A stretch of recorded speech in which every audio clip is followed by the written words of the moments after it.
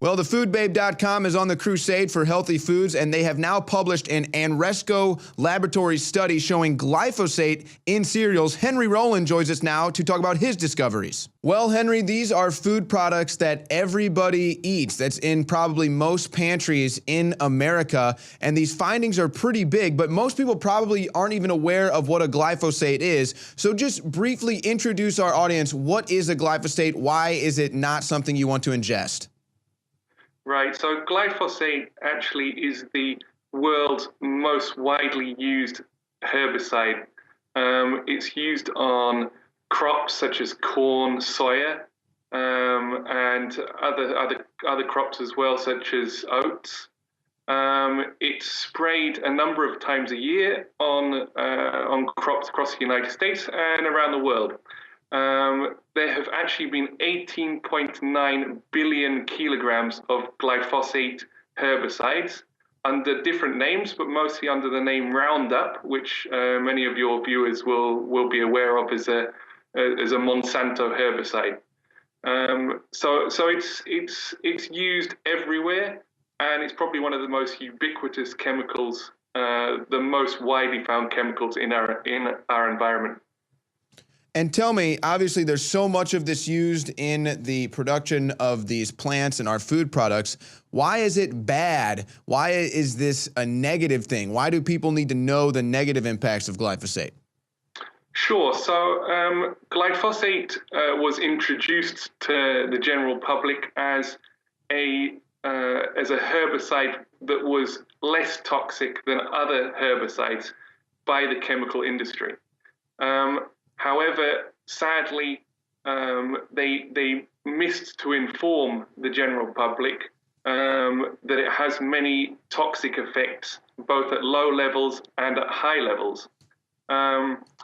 What actually happened was that glyphosate was first used as a pipe cleaner to clean out different metals from inside pipes. So, for example, zinc and cobalt, minerals that are very important for our health.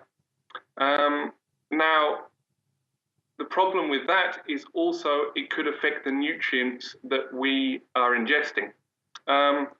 It was labeled back in 1985 by the Environmental Protection Agency in the US as a Class C carcinogen.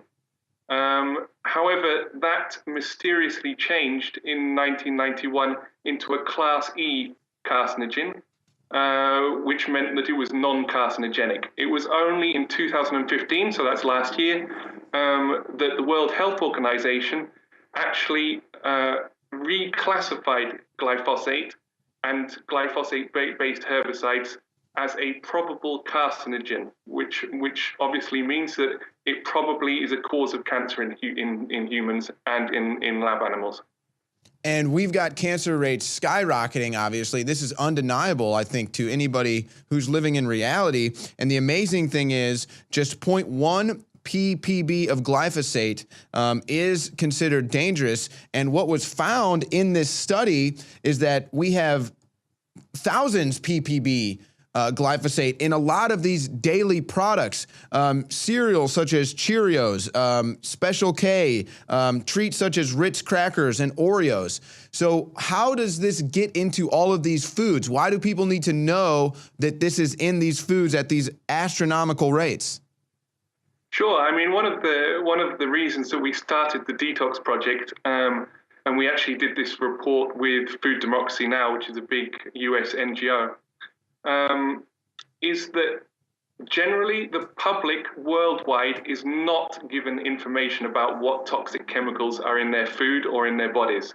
This is not something that is provided on labels, and we think it should be.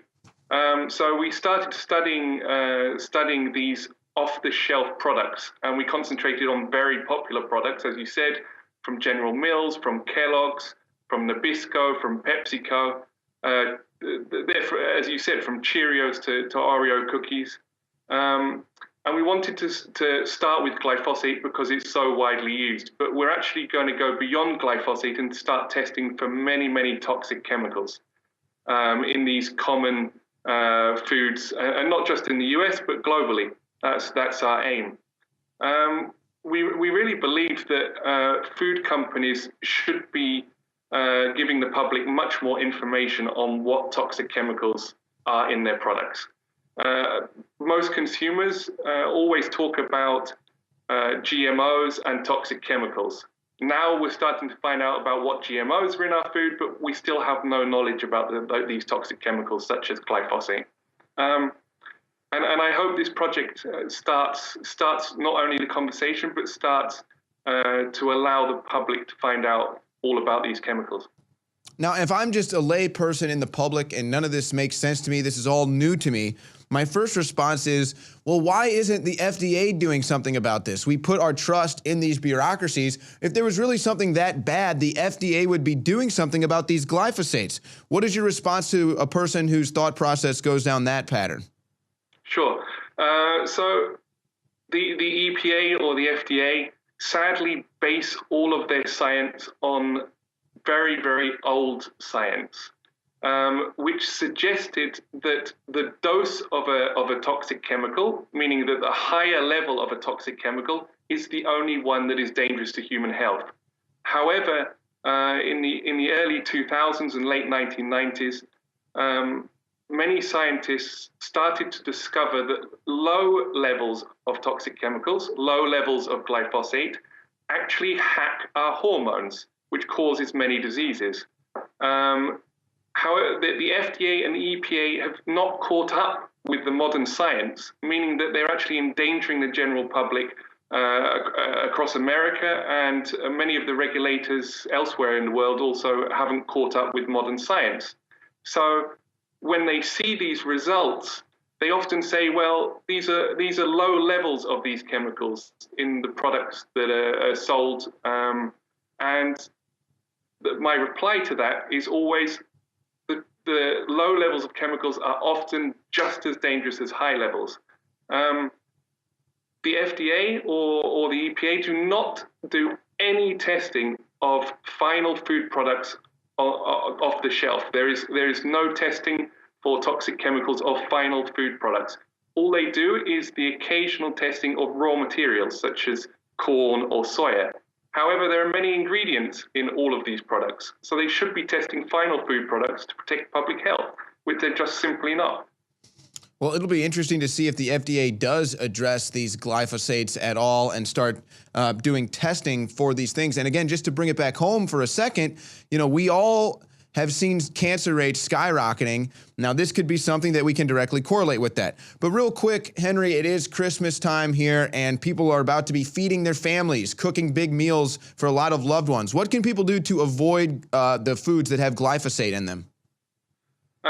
At the moment, the only advice I can give is to eat as much organic food as possible. Organic food is not completely free of toxic chemicals. Even from our testing, a couple of the products were organic. But it's the safest way at the moment. What we'd like to do, hopefully before next Christmas, is to allow consumers in America and globally to be more aware of what toxic chemicals are in their food. That's through toxic chemical certification, for example.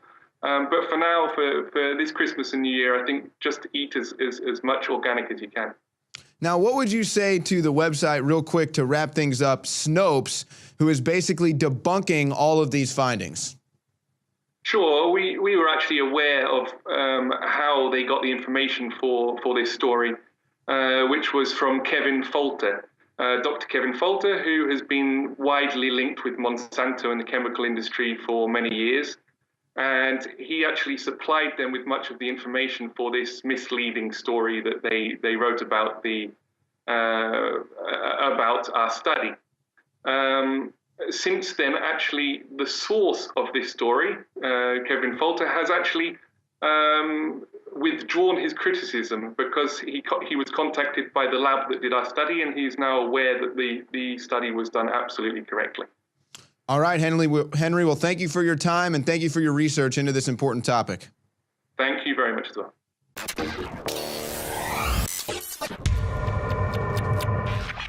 In case you haven't heard, InfoWars has become the most influential media outlet in America. We're making freedom go viral. And now we are proud to announce a new weapon in the epic battle against the globalists. InfoWars Prime, where you can watch live high-definition feeds of The Alex Jones Show, plus exclusive insider videos from the InfoWars crew and behind-the-scenes action. Go to Infowars.com/app and download today. InfoWars Prime is available right now for your iPhone or Android. You will have access to exclusive videos that you can't see anywhere else. And that means live coverage of events and breaking news on location as it happens. You can also take advantage of amazing deals from the InfoWars store that are only available for InfoWars Prime subscribers. That's InfoWars Prime at Infowars.com/app. And if you can hear my voice, you are the resistance.